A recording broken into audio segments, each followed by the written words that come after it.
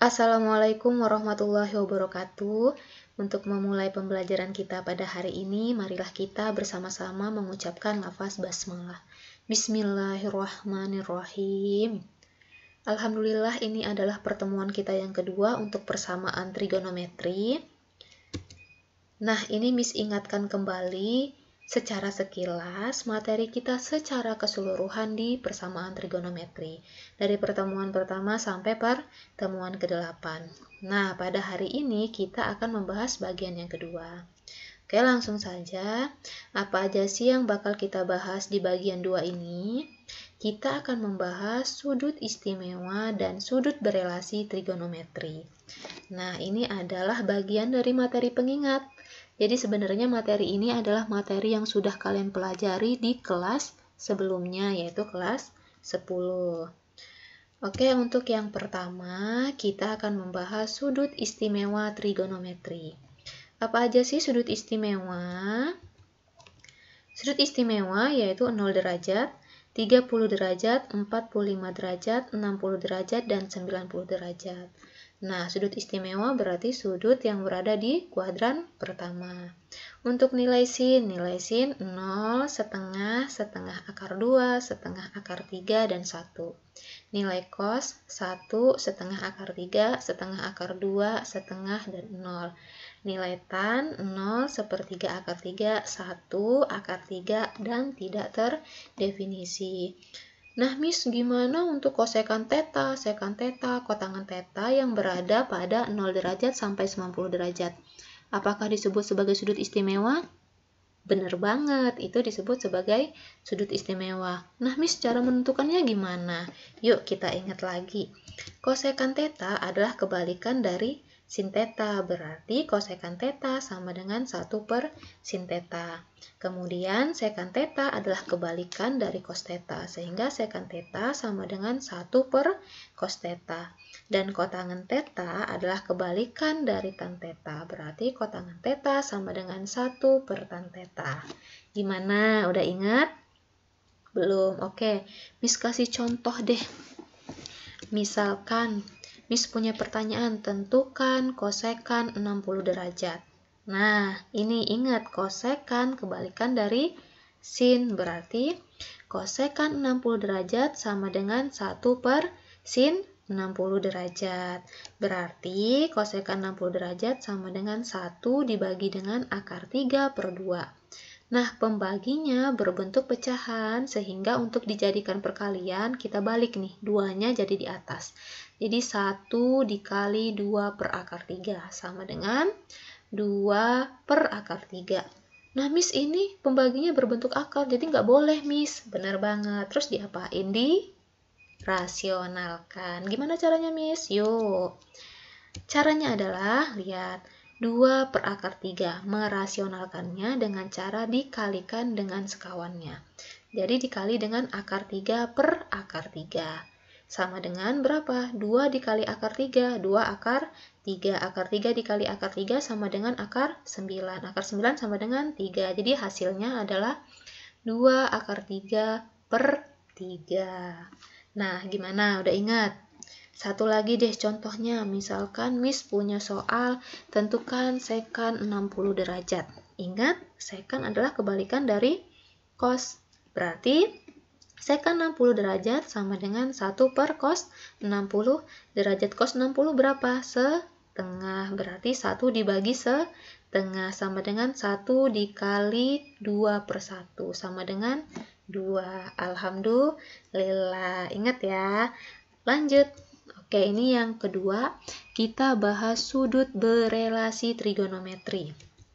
Nah, dalam sebuah bidang kartesius, sudut-sudut yang besarnya antara 0 derajat sampai 360 derajat dikelompokkan menjadi 4 kuadran yang didasarkan pada besarnya sudut. Nah, Miss, apalagi Miss? Ini kok saya lupa. Oke, misalkan Miss gambarkan bidang kartesius, ini disebut sebagai bidang kartesius. Derajatnya di mana? Mulai dari 0 derajat, 90 derajat, 180 derajat, 270 derajat, dan 360 derajat. Kuadran tuh di mana, Miss? Nah, ini dia kuadran. Nah, ini disebut sebagai kuadran pertama. atau kita singkat dengan KD1. KD1 terletak dari 0 sampai 90 derajat.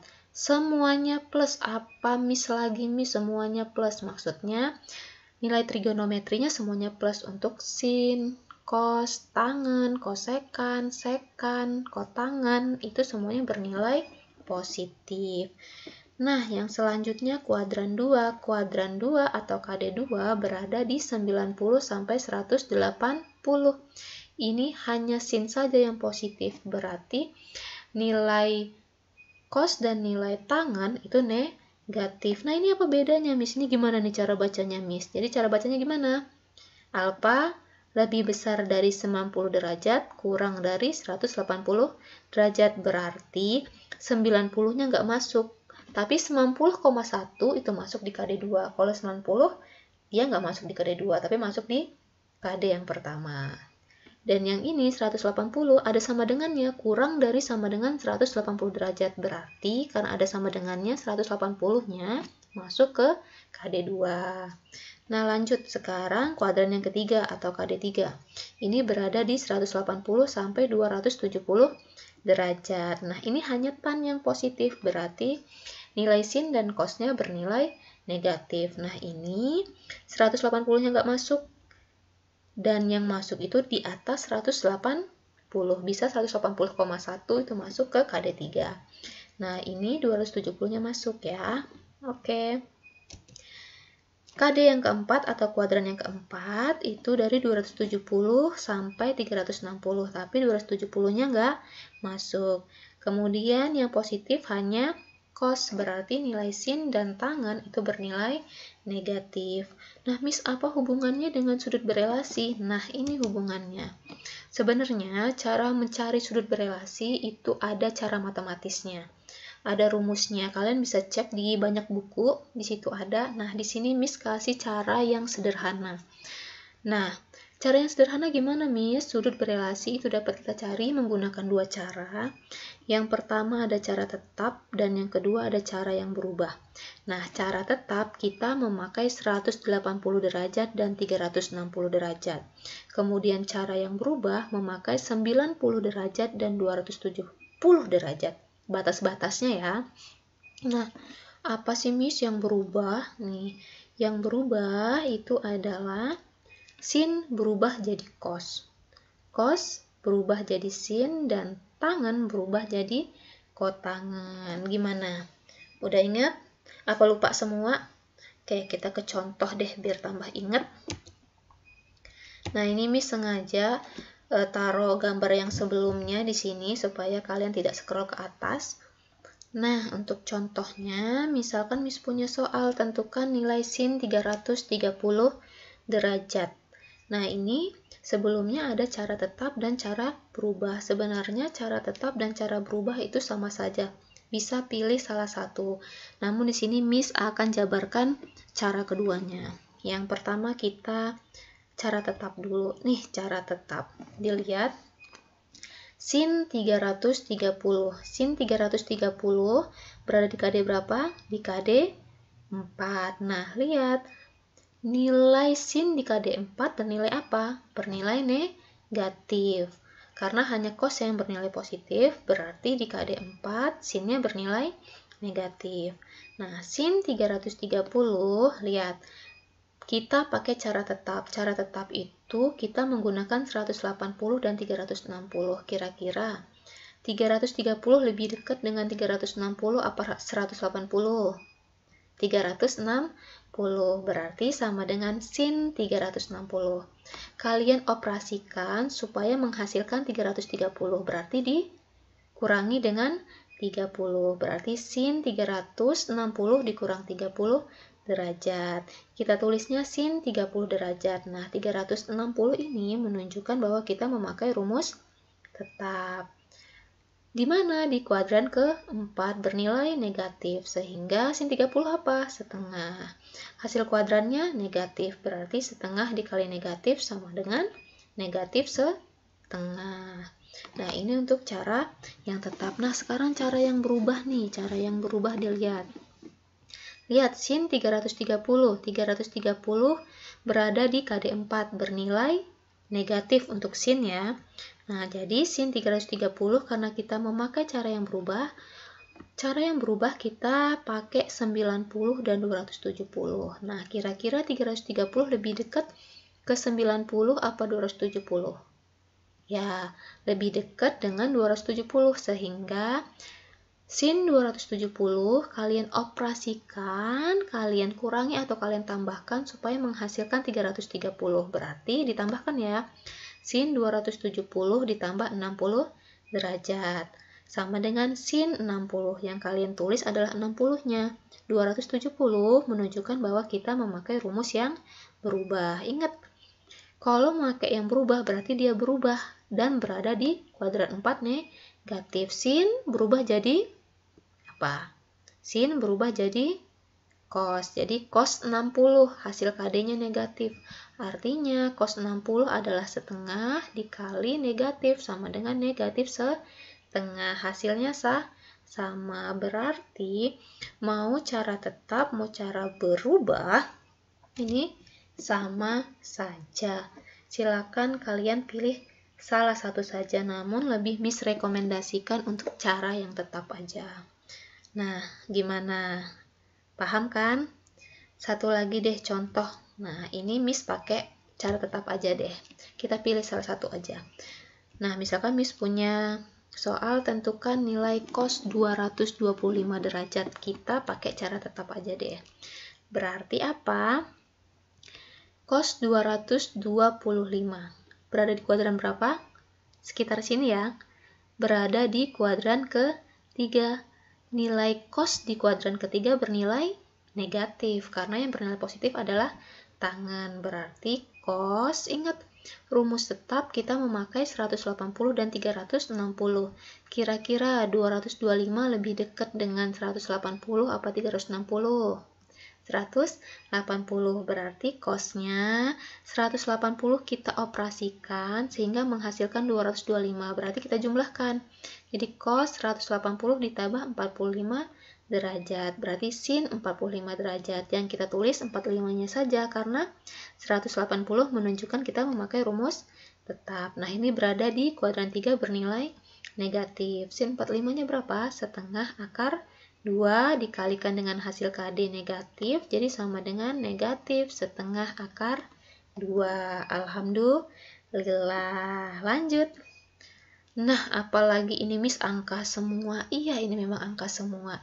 Nah, ini adalah nilai trigonometri di semua derajat atau semua kuadran.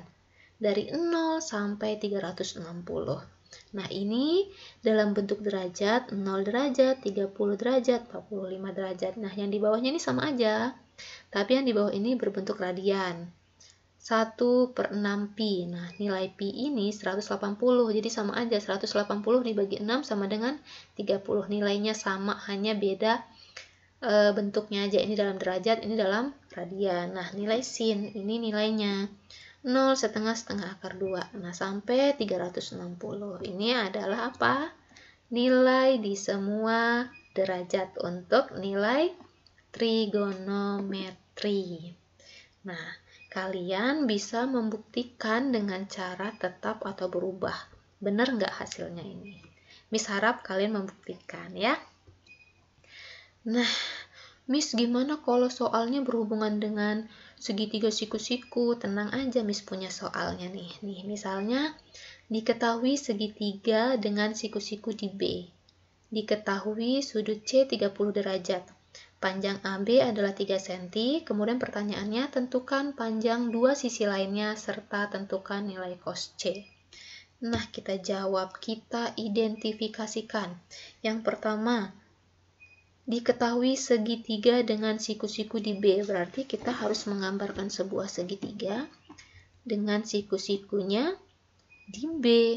Nah, di sini ya B, berarti Miss buat aja di sini A, kemudian di sini C. Jadi, jadilah segitiga ABC. Nah, kemudian lagi diketahui sudut C-nya 30 derajat. Kita tulis di sini 30 derajat. Kemudian panjang AB adalah 3 cm. Kita tulis 3 cm. Sekarang tentukan panjang dua sisi lainnya. Berarti yang belum diketahui sisi ini, sisi miring atau AC, dan sisi sampingnya atau BC. Yuk, gimana caranya tuh?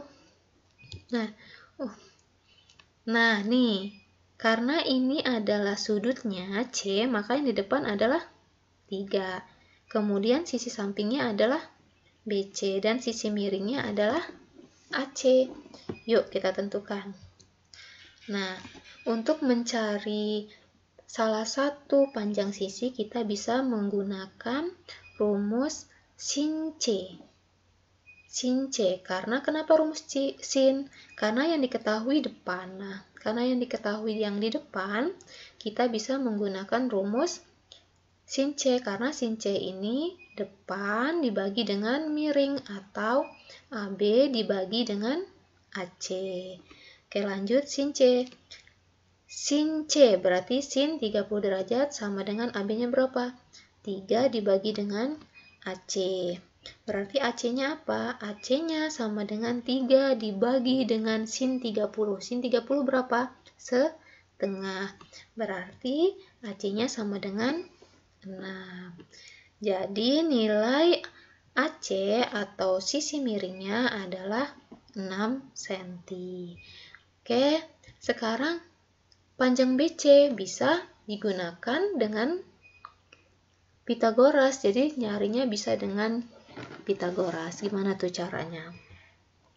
Nah, dalil Pitagoras ini rumus umumnya. Kalau kita punya sisi miring, maka cara mencari sisi miring adalah penjumlahan dari dua sisi lainnya. Jadi AC kuadrat sama dengan AB kuadrat ditambah BC kuadrat. Nah, sekarang yang kita cari adalah panjang dari BC atau sisi sampingnya. Jadi BC kuadrat sama dengan AC kuadrat dikurang AB kuadrat. Jadi BC sama dengan akar dari AC kuadrat min AB kuadrat. Jadi BC sama dengan akar dari 6 kuadrat min 3 kuadrat. BC sama dengan akar 36 dikurang 9. Jadi BC akar 27. Jadi BC-nya akar 9 dikali 3. Akar 9 adalah 3. Sehingga akarnya jadi 3 akar 3. Nah, jadi udah dapet ya semua panjang sisinya. Yang AB 3, yang AC adalah 6, dan BC adalah 3 akar 3. Sekarang kita baru bisa menentukan nilai dari cos C. Berapa cos C? Cos C adalah apa? Samping per miring. Berarti BC per AC. Sama dengan 3 akar 3 per 6. Alhamdulillah. Insya Allah paham. Alhamdulillah untuk pertemuan yang kedua ini selesai. Ingat yang masih bingung dibaca lagi, diulang lagi videonya. Ingat yang bisa mengubah kalian adalah diri kalian sendiri. Yang masih belum ingat, coba dibuka lagi videonya, jangan males ya. Oke. Miss akhiri, wassalamualaikum warahmatullahi wabarakatuh. See you.